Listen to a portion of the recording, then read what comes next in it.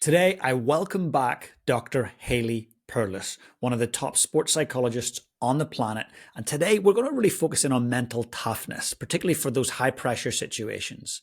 Sit back and enjoy the show. The Lead on Purpose podcast is sponsored by NZ Mortgages. Learn more at nzmortgages.co.nz. Dr. Haley Perlus, a huge welcome back to the Lead on Purpose podcast. James, so good to be here. So excited. Your enthusiasm's contagious. So now I get to be live with you again. I'm so delighted that you're back because we probably only had 2 or 3 guests that we've invited back. But I literally said to you the last time we chatted, I think we need like 100 conversations. There's so many things I want to understand about how you do and what you do. But what happened since we last chatted and now is you brought a book out, Personal Podium. And that in and of itself, distilling your wisdom down into a book that's practical, that everyone globally can get their hands on, that's a fine art. And there's so much in that book. And I want to unpack some of the gold. Before we do that, though, for the listener who hasn't had a chance to connect with you yet, please tell them a little bit about your work and the types of people that you do work with currently. Sure. So my background is sport psychology, and I'm one of the lucky ones that chose my career at 12 years old. And it wasn't to be a fighter pilot or a fireman. It was to be a sports psychologist. And I stayed with it. And today I am a speaker. So I do keynotes and training workshops. I'm an author and a content creator, and then I'm a consultant. So I have a private practice working with athletes and executives. And then my speaking is actually mainly in the corporate world, but I also just embrace getting to work with teams too. But that's more of a consulting than the speaking business. I love it. Amazing. And you work with some of literally the most elite athletes on the planet, helping them to go from great to greater. I have a passion I work with all levels and all sports. But I also have a passion for, like you said, that 18 to 25, the college level, the Olympic level, the X Games level, where they're, trying to get to the pros. And then some great professional players that are just, they just want to keep going. They just want to keep seeing what they're made of. And so I love to help them find that. Yeah, I can see that the joy that you get from that. You ooze this joy and this passion when you talk about what you do and who you work with. And it's just incredible to see. So I'd love to dive into that a little bit, and hopefully we can pull some stuff from the book as well. I will put actually a link in the show notes for those that are keen to go and get the book, and a link also to your website so that they can come and check out some of the amazing masterclasses that you're currently running. Mm-hmm. But I was recently, just last week, in Melbourne at the Australian Open, first week, essentially round 1 to 4. And I was observing a lot and just being curious about what I was seeing, and curious not only on the top talent, the top 1 to 10, but also looking at the up and coming. There's a few incredible young athletes there's a great young athlete, actually, Najesh from America, who was up against Novak and gave him a run for his money. It was outstanding. But what I did notice was some of the great players were probably lacking some mental tools.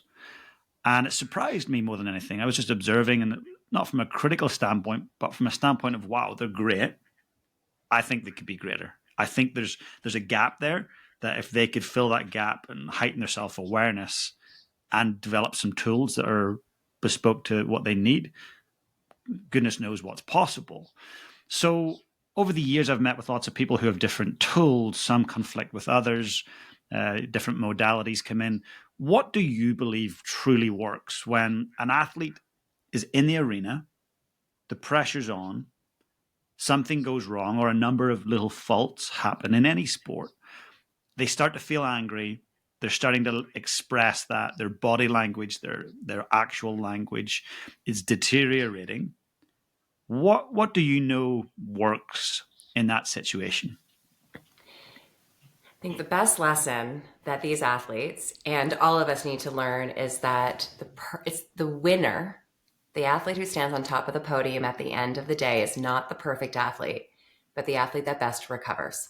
Mm-hmm. And so Novak Djokovic, you're mentioning tennis, so I'll just bring him up. He did a fabulous interview on 60 Minutes last year.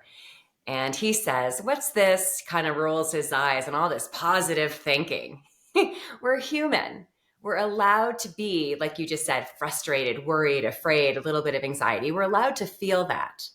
But what separates the great from just the very good are the people who can acknowledge those moments, those unpleasant emotions, deal with them, and then quickly recover.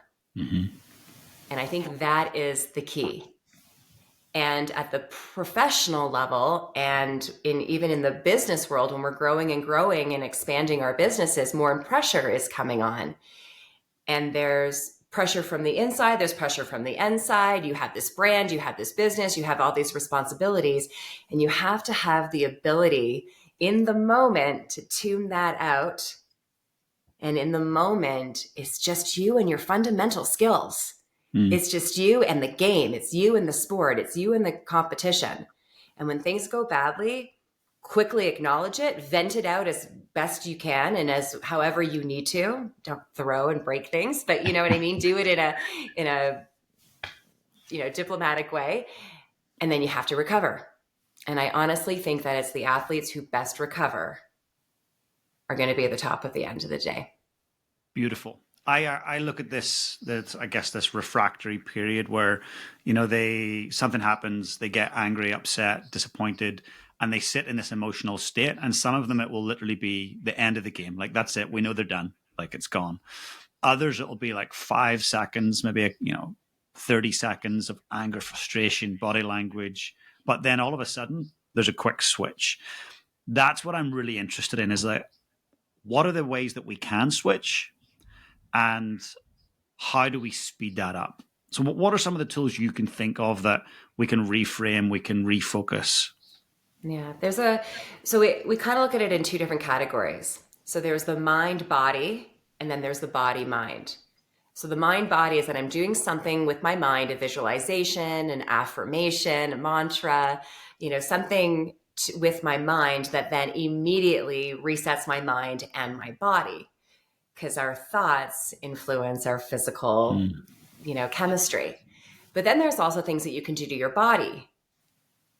Deep breathing from your, diaphragm, something that I don't call, but we call progressive muscular relaxation. It's like I tense my entire body really quickly for 10 seconds, vent all that anxiety, and then I intentionally recover.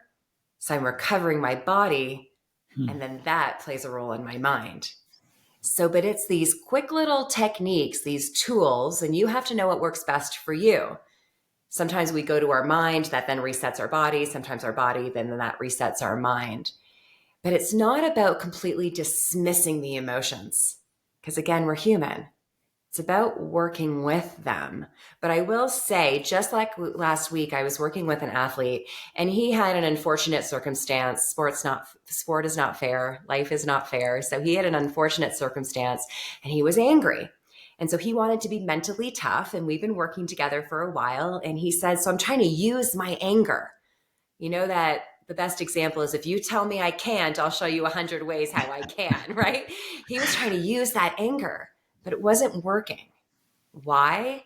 Because he doesn't perform well feeling angry. So we needed to help him understand that, yes, you have this anger, but we need to figure out how to set it aside for the moment, right? Using some of the techniques that I just showed you, and then transfer in what is his optimal emotional state, which is one of challenge and passion and excitement. So it's not just about, okay, how do I feel and then best use those emotions? It's also understanding what is my best emotional state, and then doing what you asked, those little triggers to work through the emotions that aren't helping me, and bring upon the emotions that will. I love that. So what I'm hearing, I guess, from my own point of view, is that the emotions are not good or bad. They're actually maybe more so useful or unuseful in terms of me performing at my best. Absolutely.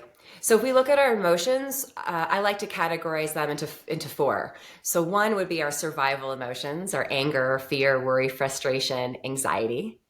Now, long term, if we're chronically living in those emotions, well, that's a bad sign. I mean, that can have a huge detriment to your mind and your body. And illnesses come from that. Burnout comes from that. Mm. But I know for me, sometimes I need a little swift kick in the rear end to get going. Sometimes I consider myself to be a procrastinator because I get a little bit of that worry and that fear. So that can be, it's an igniter for some. But if we live there, that's when the unpleasant emotions can turn negative. But initially, they may actually be beneficial for some. Then we have our optimal emotions, challenge, excitement, passion. And I know that's where I thrive. And those emotions, can turn on that switch and allow me to persist. Mm. Then we have our sadness and our, burnout and our, be feeling deflated, feeling hopeless, those emotions, which again can be good at the beginning because they create self-awareness, self-discovery, we need a little bit of polarization. This doesn't feel good. So how do I get back over there? So there's learning. But if we live in those too long, mental illness can take shape. And then we have our calm and our peace and our reflection. And that's where we renew energy. And so but if we live there, we become complacent. So every emotion has a purpose and every emotion has a consequence. And we have to learn which ones best serve ourselves for certain situations. Brilliant. And have you ever seen an athlete perform optimally in that anger zone? That's what they need to be. Is that a thing? They'll tell you it is. I do think it's good for some for that ignition to ignite that fire. So one of the greatest examples is Michael Jordan. Mm-hmm. So Michael Jordan always says that he loves rivalries. He'll create a rival. He used to create a rivalry even if there wasn't one. So love it.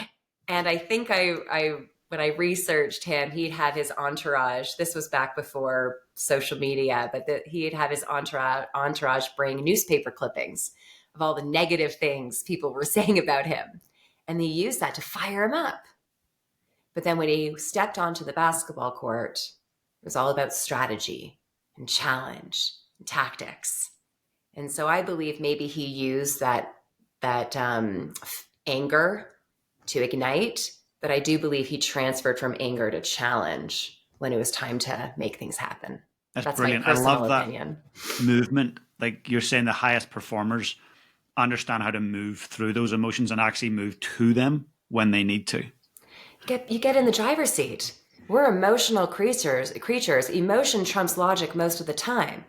But part of mental toughness, part of performance psychology is understanding the emotions, understanding how you thrive with every emotion, and then getting yourself back in the driver's seat and making the most of your emotions for high performance. I love that. And let's talk about this idea of mind body to start with. So I'm frustrated, things aren't going well, I might be losing the game, and I want to take charge. I want to go mind body. So what are some of the things I might say or do mentally that could shift things? Sure. So every thought that we have has an emotional reaction. Now, vice versa, but let's just focus on our thoughts impact our emotions. Our emotions then alter our heart rate, our muscle tension, our all the chemicals and hormones, which then influence our behavior.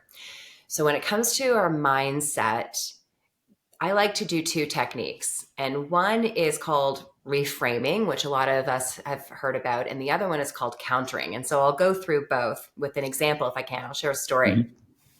I have an athlete who was intimidated by opponents. So in practice, he was performing really well. In competition, he was intimidated.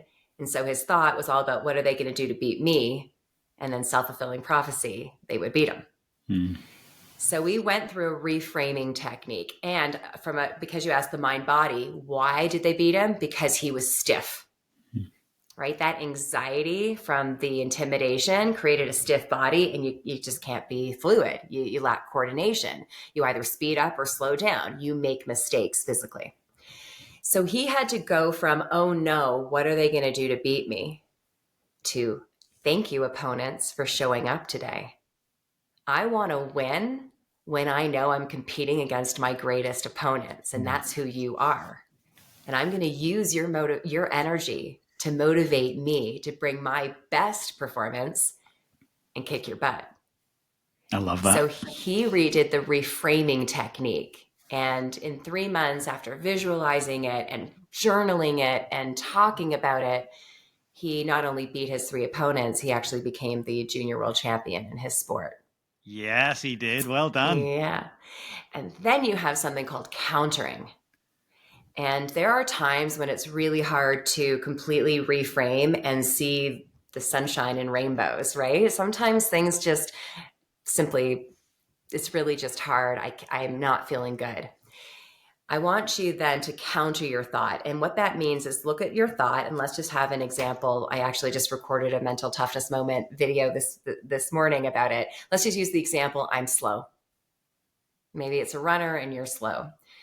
How do you counter that thought?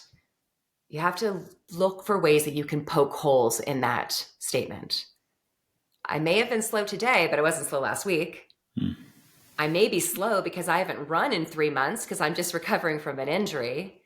I may be slow because I just started training for this upcoming 10K race and I don't have the skill set.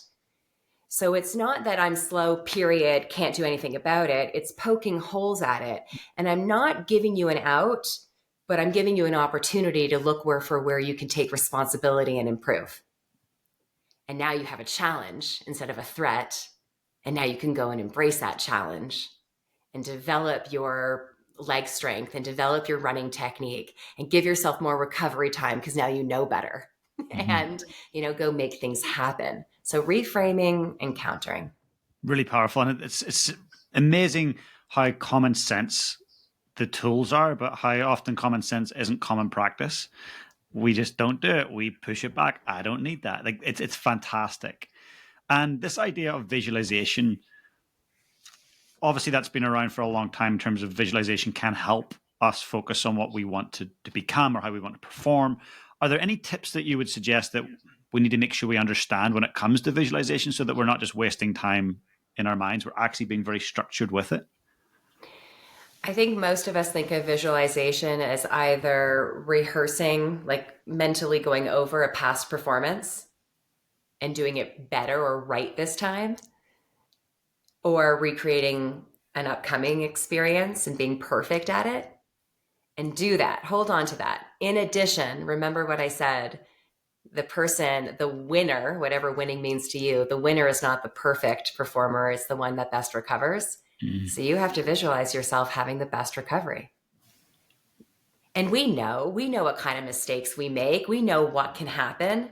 So you play the what if game. What if this happens? And then you visualize yourself being your best recoverer.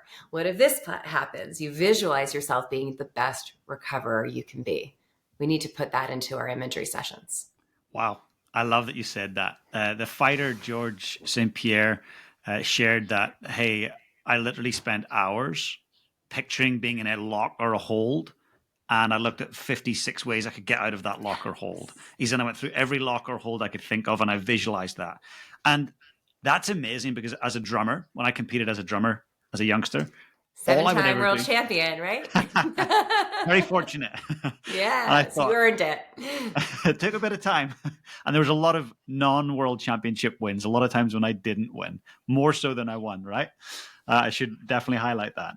30-time world champion loser. That's a real thing too. But the times that I, was focusing on the visual side of it, it was how can it be perfect? It's a 7-minute performance. Visually, I'm going through it. 3 minutes in, I get distracted or I make a mistake. I go back to the start and start again. And I didn't focus on how could I recover from my stick slipping? How could I recover from, at one point, it was in the World Championship semi-final. It was in a room. It was way too hot. and my glasses started slipping like this, and they literally ended like there.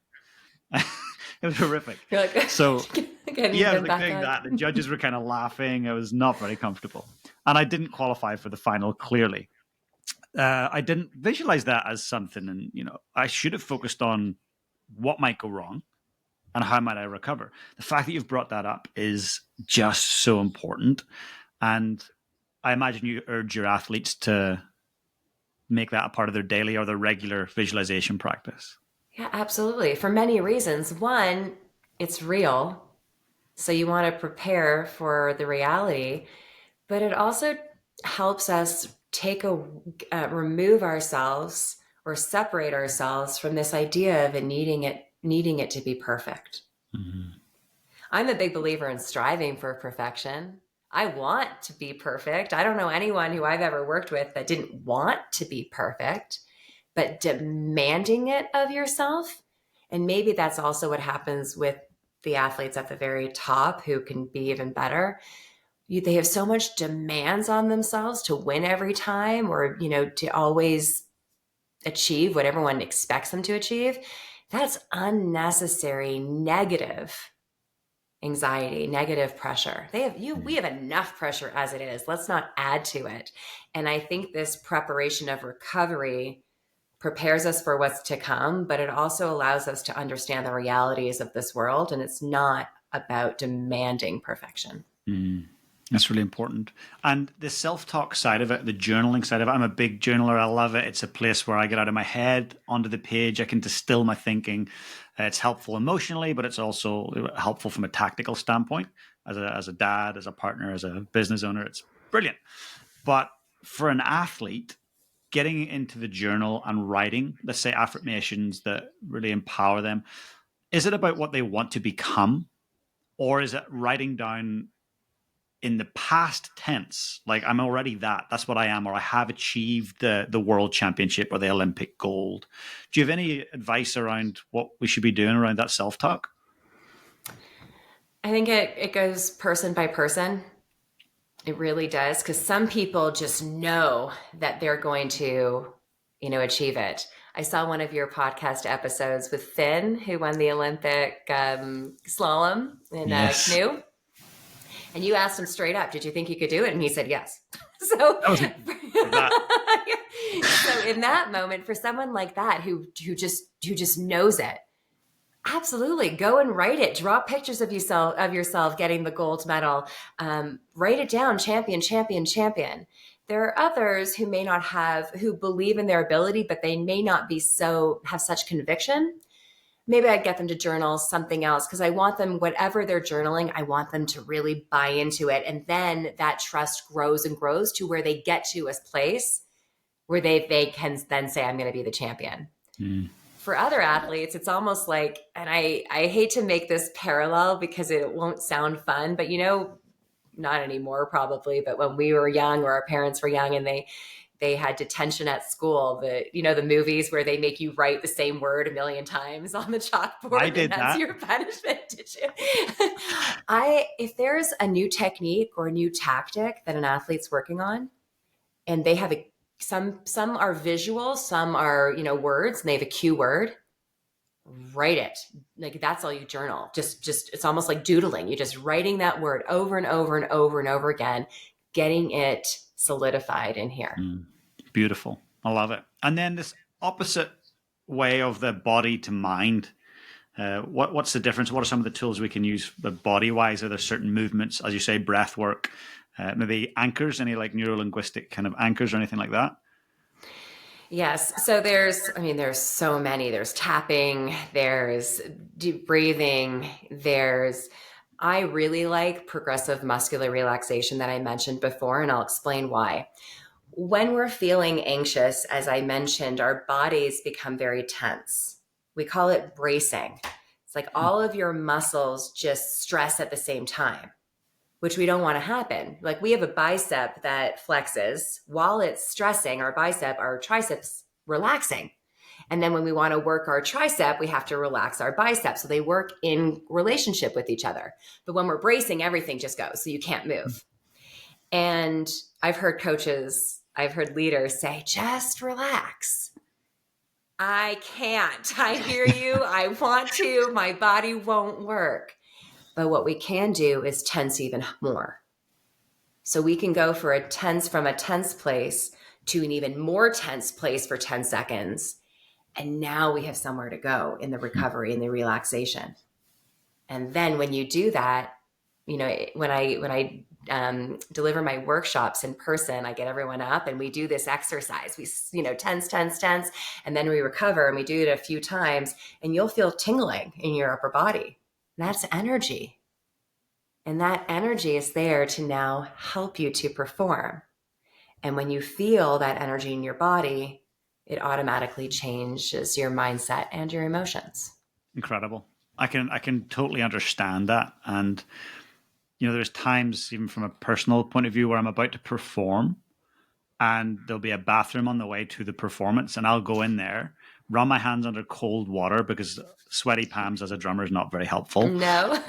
And also, I literally do this and like hold my fist super tight, forearms and upper arms super tight. And I don't know why I did it, but then afterwards, I shake my hands out and I feel good, and I'm mentally clear. That the nerves have kind of moved forward. In tennis, for example, I guess in between sets, they get to go and sit down. That's maybe an opportunity for them to do this kind of practice. Even in between points. Actually, one of my mentors and idols, Dr. Jim Lair, who's a sports psychologist too, and worked with many tennis players, he developed something called the 16-second reset. Okay. And then he brought it into the corporate world with my other mentor, Dr. Jack Groppel. They created the 16-second recovery for people who, if you have just 16 seconds between phone calls, and if you're a tennis player, 16 seconds between points, and you come up with this series. And the first one is set your body right. So take your shoulders up, back, and down. And I like to add in the smile, and then do something that's a deep breath. Maybe it's a progressive relaxation. Maybe if you are a tennis player or a golfer or something where you're a rugby player and you've got the ball, like, you squeeze that ball, or you squeeze that club and then you relax because you don't want to, that's how you want to perform. And then you take that breath and then you set your mind. So sometimes moving your body, in fact, I will tell you that moving your body doesn't have to be exercise. Moving your body for just a minute. And if you attach it to being outside, scientifically proven to be the best way to change your emotional state. So get out into nature, natural light. And get that energy flowing through your body. And it automatically changes your mind and your emotions. Incredible. And how simple we can all do that. Oh, yeah. That's powerful. Oh, yeah.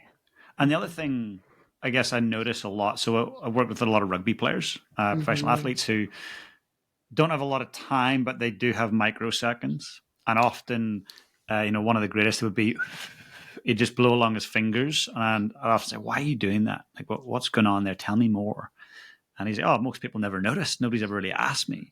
And he's like, it just grounds me. Like, I've just been touching the ball, touching the grass. My fingers smell of like grass and soil. And I grew up on a farm, and it really grounds me. I just blow on them, breathe in, blow on them, breathe in.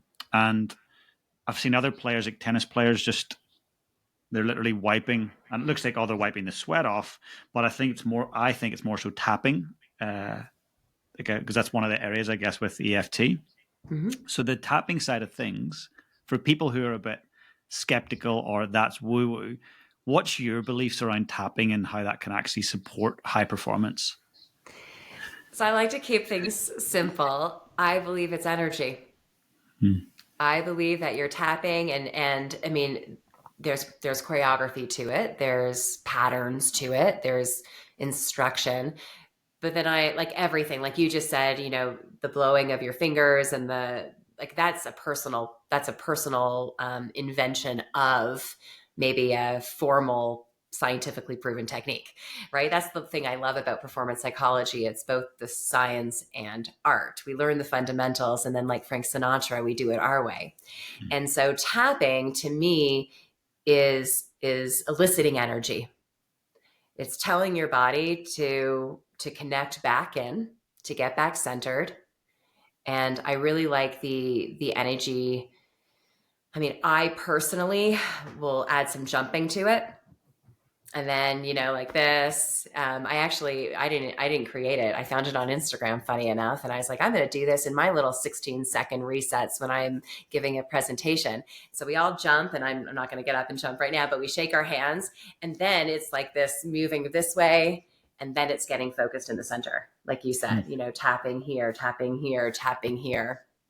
And also our shoulders. Just creating energy, I think, is the simplest way to start. So for those people who are skeptical, even with meditation, it's very similar. You don't always have to think that it's going to be this 15-minute centered, with one word that you're going to repeat for 15 seconds, or a whole big tapping choreography. Let's just get simple with it, and let's just start it out stage by stage and see what happens.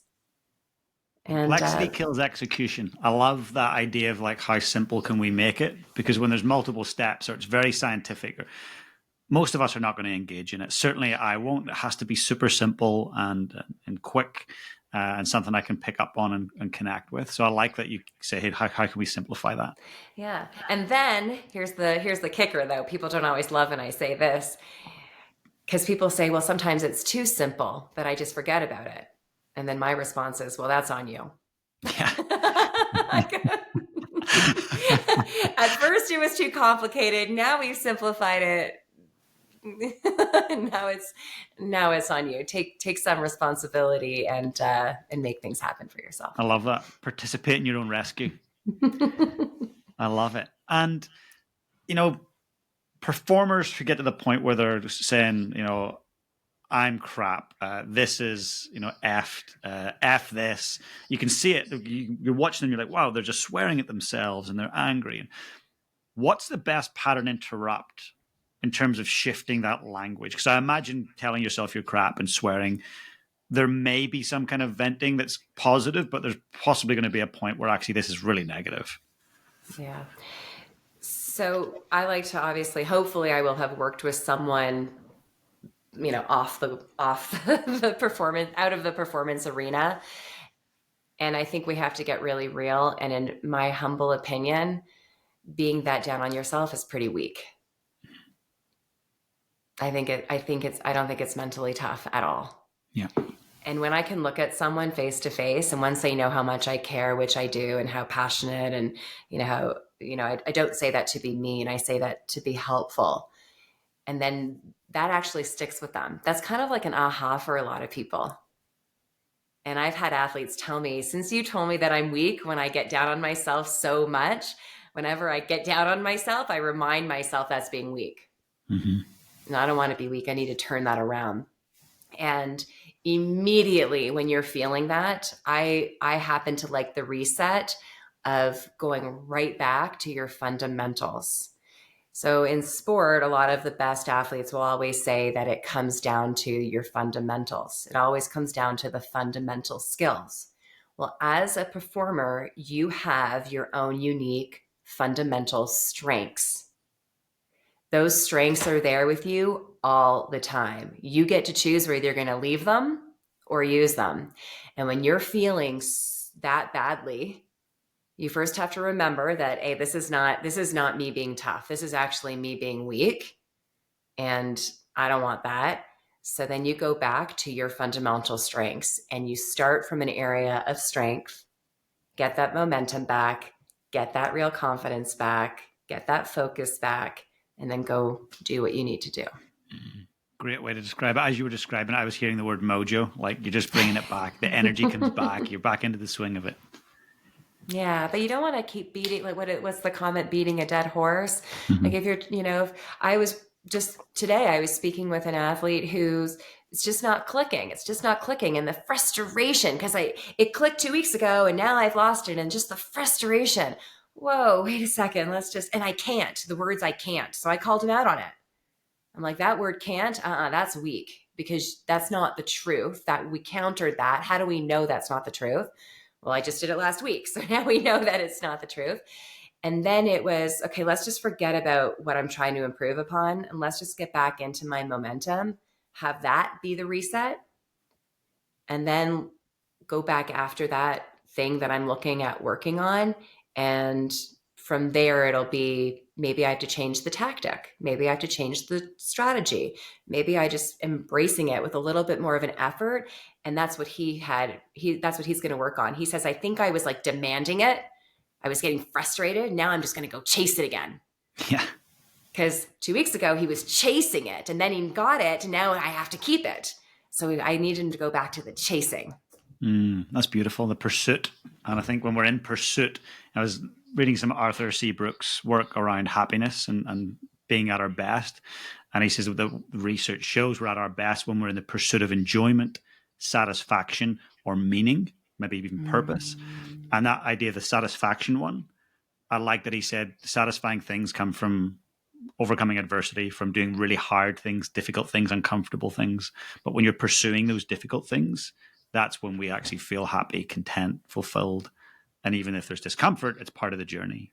So I love how you look at that. And let's say the performer or the parent or the CEO is at that anger stage of a spectrum. And let's pretend on the other end of the spectrum is elation, joy.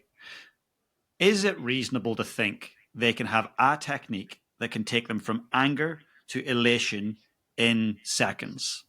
Or is it more practical to think, actually, what's the next best emotion we can move towards, and tools to help us do that, move across the spectrum towards high performance, happiness, joy, whatever it might be? What do you think? Is there a way we can just skip it and go straight from anger to joy? I think it depends on the person, and I do think it depends on the situation. Mm-hmm. And you have to look at both. For me, there are certain situations that I can, like, the anger is real. The frustration is real, but all I need to do is put on my theme song and I'm good. Mm-hmm. Or watch a little video I have a video of my nephew who it just makes me laugh every time and I'm good. Or go look at my partner and every time I walk into a room, he looks and smiles at me and I'm good. So there are, but you have to know what works for you. And then there are moments when maybe the situation is a little bit more severe. And then it takes a little bit more effort, and then I think you're right. It's not going from anger. It's not going from fear to challenge. It's going from fear to a little less fear, to a little less fear, to a little challenge, to more challenge, to more challenge, to more challenge. But I do think the same tools apply. You just may have to use them a little bit longer. You may have to acknowledge the fact that you're not going to go from A to Z.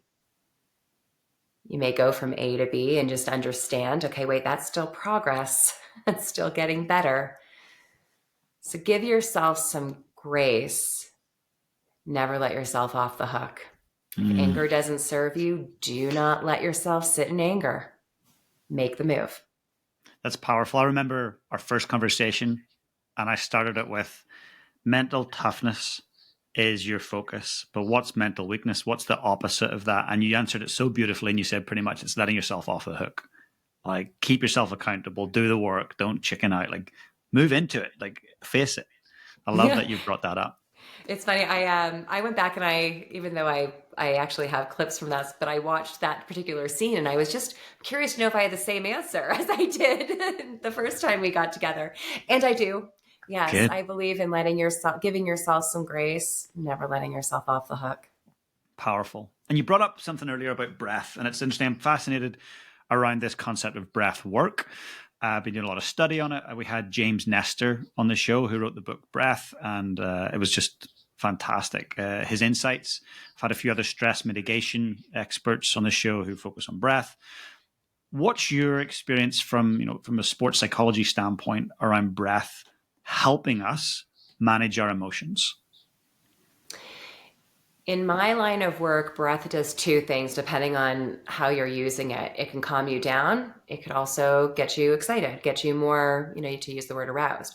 It could increase your heart rate. It could increase, the energy. And sometimes we need both. As a ski racer, I remember on the hot days, you're sitting out there in the sun waiting and it's just getting hot. And our coaches would teach us how to, start breathing and then increase that rate. They'd also put ice down our backs, but increase, but like to get the energy going. So I believe in using your breath. And I think sometimes we think of it only as a calming technique. a resetting technique. Um, when you're feeling anxious, go ahead and just take a deep breath. And I know top performers know this in sports, but we have to remind ourselves, so wait a second, the breath is also to get us excited Mm-hmm. and to get us in our game and to get us physically in a state of optimal performance. I also ask people to really focus on like the diaphragm. Mm-hmm. So we know that it's just not shallow breathing. There's real purpose. And the last thing I'll say about breathing is it's amazing when I've mentioned it before, when coaches tell their athletes to just relax and they can't because they're tense. Another thing that goes with that is, just breathe. Just breathe. Well, we're all breathing. You're alive. You may be not happy, but you're breathing. So what do you mean breathe? Breathe intentionally. And I know, James, you always talk about doing things intentionally. And so is it going to be nostril breathing? Is it going to be belly breathing? Is it Wim Hof breathing? Is it, any type of breath? If you're not doing any type of deep breathing, any breath is going to help you. Mm-hmm. An intentional, choreographed deep breath. And from a mental perspective, it's a pattern interrupt. When I can assign choreography, that's why I like nostril breathing, or I like putting my hand on my belly and feeling my stomach expand. I like counting. I like having some type of body awareness, because if I'm engaging my mind in that type of thinking, not thinking about my past stressor, my current stressor, or my future stressor. So it's a fabulous body regulator, physiological regulator, but it also does wonders to the mind. Powerful. Thank you. Thank you for sharing that. So it got me thinking about NSDR, the non-sleep deep rest, and I've just been kind of playing with that this last year. And it's been fascinating, actually, just how much it can reset the nervous system. And it's deeply breath focused, but also it's very much about focusing on parts of the body and essentially counting as well. So I love that you described that. Have you tried any NSDR with yourself or clients? I have learned about it often. I think I listened to Andrew Huberman. He always talks about non-rest deep sleep. I've not used it with my athletes yet. I'm still learning about it. But again, to me, if we're all concerned about not getting enough deep sleep, this is a way that we can do things. We can control our sleep by the preparation of the sleep, but once we're sleeping, we don't really get to control our deep sleep. It's not I can't command myself once I'm sleeping to get into deep sleep, but while I'm awake, I can intentionally put myself into the best opportunity to achieve that rest deep sleep. So I love the idea, and I like how it's. I think it's helping people get their heads around the concept. Definitely, 100%. And one thing I was going to ask you just before we move towards wrapping up was ACT, so acceptance and commitment therapy. Is that something that shows up in your practice at all? Yes, but in a different way. Acceptance and commitment. In sports and performance, it's an interesting thing. The level of commitment must be high. I mean, the sacrifices and the commitment to the goal. And in the moment, that goal means absolutely everything and nothing else matters. And in the big scheme of things, we need to also be detached from it. And we need to accept that, it's not the most important thing, even though you're supposed to address it as if it is. So that's how I look at, when it comes to acceptance and commitment. I too think that when we can figure out how to grasp that concept. And I think, Roger Federer, we started with tennis, maybe we continue with tennis, but in his commencement speech this year, or in 2024, he talked about this: in the moment, that point is the only thing that matters. And then win or lose, the point no longer matters. And it's accepting that and moving on to the next point, because now that point is the only thing that matters. And then win or lose, there's an acceptance piece to that, and a detachment, a healthy detachment. That's powerful. And is there anything you think people should avoid in terms of not dangerous practices, but things that are just unhelpful from a mental standpoint when they're performing? We talked about this a little bit too, but I think it's okay to have some self-doubt. One of the one of the greatest lessons I learned from my mentor and coach, I was not feeling good about myself, and she looked at me straight in the face and she said, "So you don't think you're good enough? Join the club." Like, so Mm. what? And I think there are all moments when we can have a little bit of self-doubt. We can wonder if we've got what it takes. We wonder if today's the day. It's normal. It's just your thinking. And coming from a, sport and performance psychology gal, I can tell you that we are not our thoughts. Sometimes we don't have to believe everything we think. Mm. It's just your thinking. And That's there's some powerful. like relief to that. Yeah, there's like actually a bit of a liberation that comes from hearing that. It frees us. Just before we wrap up, I've got the fast five. So 5 questions, quick fire questions, bit of fun. First one, are you a morning person or a night owl? I'm a morning person. Not a Nice. 5 a.m.er, but 6. And when you get up, is that exercise, meditation, coffee? What is it you do when you get up? It's 2 glasses of water and lemon and a walk with my significant other every single morning, non-negotiable. Beautiful. And That's then grounding. whether it's work or if something after that, but those 2 things. I love it. Love it. One word to describe yourself. I care. I really Mm. care. Yeah. I can sense it. I can feel it every time I talk to you in the way I see you carry yourself, how you treat others. Like, you really care. I love it. Thanks. Biggest fear.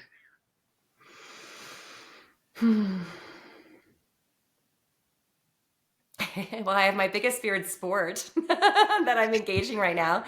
And if I think about that, it's mountain biking. Actually, I'll tell you what my biggest fear is, which is why I started mountain biking. My biggest fear is being left behind. My biggest fear is saying no because I can't do something and not because I just don't want to do it. Mm. I don't want to feel that I'm going to be left behind because I can't do something. Hmm. And for somebody else that shares that, what's a piece of advice you would give them? Don't be left behind. Go. That's why I went mountain biking. It's a new sport that I picked up 4 years ago when I met my boyfriend. And the first weekend, he was going biking with my best girlfriend and her boyfriend, and I was left behind and never again. So I bought a bike and I figured out how to do it. That's amazing. I love it. Get after it. Next one, are you an introvert or an extrovert? I'm an introvert. And Yeah. as I guess a subset of that question, like how do you take your introversion and get on a stage? Because you're an amazing keynote speaker. How do you use your introversion, or is there a way that you can bring extroversion to the stage? My mother always used to say I grew up as a dancer and a ski racer, and I always was the star in the dance performances. But as soon as I get off the stage, I hide behind everybody. So I think I think it's a performance, Mm. and I love performing. Mm. That's my area of expertise, performance. So I'm an introvert, but then when I get up on stage, I'm ready to have the performance of my life. I love that. I can really relate. I love it. And last of the fast five, what would be your life motto? Right, left, right, left, right, left. Sometimes I have dreams, sometimes I don't. But whether I have a long term dream or not in the moment, I need to always just keep moving right, left, right, left, right, left, forward.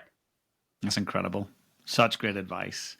And Haley, is there a book that you read in the last 10 years, 20 years around the mind that was inspiring, that was engaging, that you would recommend people lift? Of course, I'm going to be recommending they buy your book right now.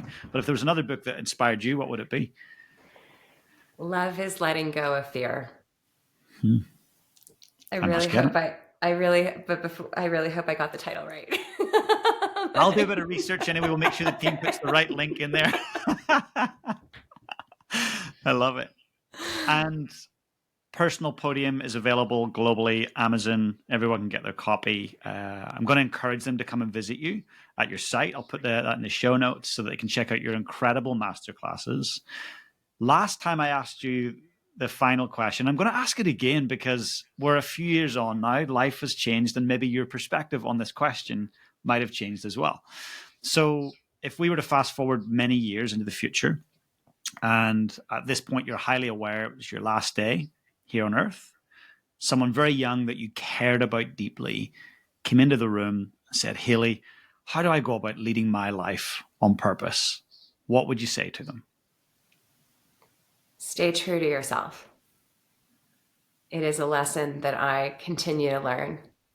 Being pulled in every direction, people having wonderful suggestions for you, which are all great.